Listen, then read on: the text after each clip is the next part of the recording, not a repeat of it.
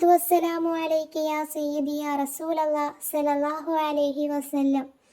ഇൻഷാ അല്ലാഹ് ഇന്ന് ഞാൻ പറയാൻ പോകുന്നത് വുളുഇന് ശേഷമുള്ള ദുആഇൻ്റെ അർത്ഥമാണ്. നമുക്കൊക്കെ അറിയാവുന്നതായിരിക്കാം, എന്നാലും അറിയാത്തവർക്കായിട്ട് ഇൻഷാ അല്ലാഹ് ഞാൻ പറയുന്നു. മാത്രവുമല്ല, നമ്മൾക്കൊക്കെ എത്ര അറിഞ്ഞാലും ഒരു പക്ഷെ നമ്മൾ ചൊല്ലുന്നുണ്ടാവില്ലായിരിക്കാം, മടിയായിരിക്കാം, അല്ലെങ്കിൽ മറന്നു പോകുന്നതായിരിക്കാം. എങ്ങനെയായാലും ഈ ഒരു ദുആഇൻ്റെ മഹത്വം, അതിൻ്റെ പ്രതിഫലം അറിഞ്ഞാൽ ഒരു പക്ഷെ നമ്മൾ ഇന്ന് തന്നെ ദുആ ചൊല്ലും വുളുഇന് ശേഷം. അത്രത്തോളം മഹത്വമാണ് അല്ലാഹു സുബ്ഹാനഹു വ തആല ഈ ഒരു ചെറിയൊരു ദുആഇന് കൊടുത്തിരിക്കുന്നത്.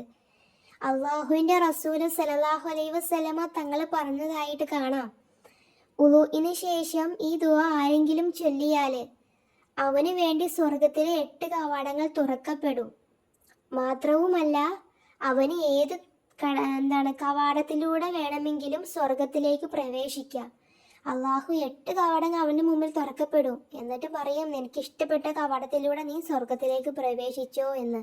അവനക്ക് ഇഷ്ടപ്പെട്ട ഏത് കവാടമാണോ ആ കവാടത്തിലൂടെ അവനിക്ക് സ്വർഗത്തിലേക്ക് പോവാം. എന്തൊരു വലിയ ഓഫറാണ് റബ്ബ് നമുക്ക് നൽകിയിരിക്കുന്നത് മുഹിബീങ്ങളെന്ന് ചിന്തിക്കാട്ടോ. ചെറിയൊരു ദുആക്ക് വലിയൊരു ഓഫർ എന്താല്ലേ.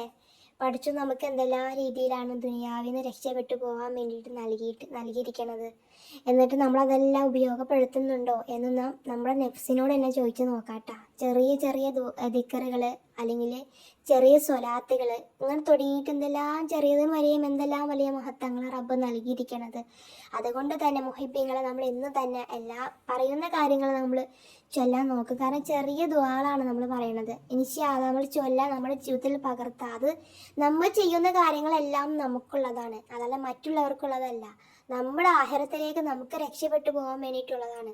അതുകൊണ്ട് നമ്മൾ ഇന്ന് തന്നെ ഈ ഒരു ദുആ വുളുഇന് ശേഷം നമ്മൾ ചൊല്ലുക. ഇൻഷാ അല്ലാഹ് അല്ലാഹു സുബ്ഹാനഹു വ തആല നമുക്ക് മരണം വരെ ചൊല്ലാനുള്ള തൗഫീഖ് അല്ലാഹു സുബ്ഹാനഹു വ തആല നൽകി അനുഗ്രഹിക്കട്ടെ. ആമീൻ യാ റബ്ബൽ ആലമീൻ.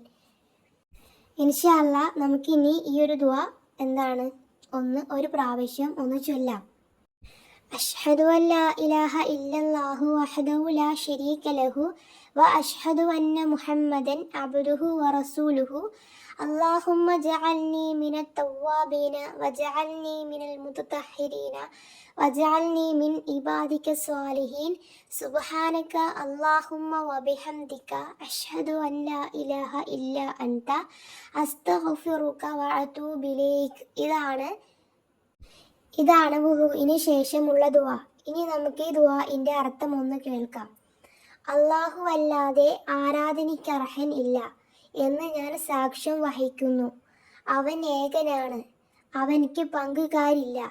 മുഹമ്മദ് നബി സല്ലല്ലാഹു അലൈഹി വസല്ലമ തങ്ങൾ അല്ലാഹുവിൻ്റെ അടിമയും അവൻ്റെ റസൂലുമാണ്, അഥവാ ദൂതനാണ് എന്ന് ഞാൻ സാക്ഷ്യം വഹിക്കുന്നു. അല്ലാഹുവേ, എന്നെ നീ പശ്ചാത്താപിക്കുന്നവരിൽ ഉൾപ്പെടുത്തണമേ. അല്ലാഹുവേ, ശുദ്ധിയുള്ളവരിൽ എന്നെ നീ ഉൾപ്പെടുത്തണമേ. നീ സജ്ജനങ്ങളായ അടിമകളിൽ എന്നെയും ഉൾപ്പെടുത്തണമേ. അല്ലാഹുവേ, നിന്റെ പരിശുദ്ധിയെ ഞാൻ വാഴ്ത്തുന്നു. നിന്നെ ഹംദ് ചെയ്യലോടുകൂടെ നീയല്ലാതെ വേറെ ആരുമില്ല എന്ന് ഞാൻ സാക്ഷ്യം വഹിക്കുന്നു.